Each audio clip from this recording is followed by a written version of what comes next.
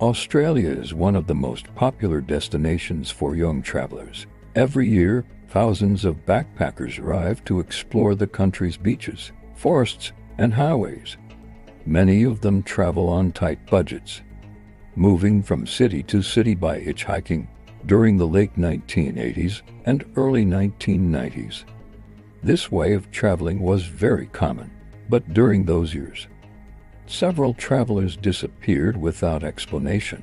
At first, the cases seemed unrelated, but eventually investigators uncovered a disturbing connection.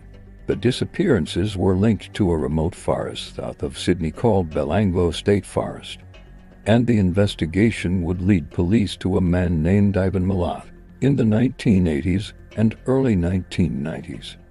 Hitchhiking was part of the backpacker culture. Young travelers often stood along major highways with signs showing their destination. Drivers would offer rides, sometimes traveling long distances together.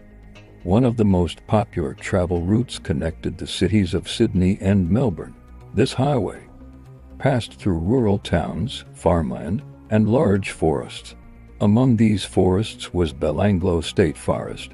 It was a quiet place filled with tall trees and winding dirt roads. Few people visited the deeper areas of the forest, but it would eventually become the location of one of Australia's most infamous crime scenes.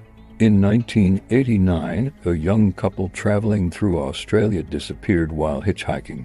Their names were Joanne Walters and Caroline Clark. Friends and family expected them to continue their journey, but weeks passed with no communication. Soon, other travelers also vanished. Another missing backpacker was James Gibson. At first, police believed the missing travelers had simply changed their plans. Backpackers often moved freely and sometimes lost contact with family, but the pattern of disappearances became impossible to ignore. In 1992, hikers exploring Belanglo State Forest made a shocking discovery. They found human remains buried in the ground. Police quickly secured the area. Soon, investigators discovered more remains in different parts of the forest. The victims were identified as missing backpackers.